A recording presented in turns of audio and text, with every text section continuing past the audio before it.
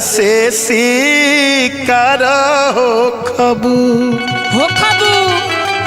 हमार बात याद रखिए एक करे जा। आई बात हर प्रेमी लोग खाती बा जे प्यार करत होई सगीरो करेले। हाँ तू करेला प्रदीप। हम पार करी ले आई हो नदी न। अरे कहियो न कहियो हमारा अरे अखिया के वार से शिकार हो खबू।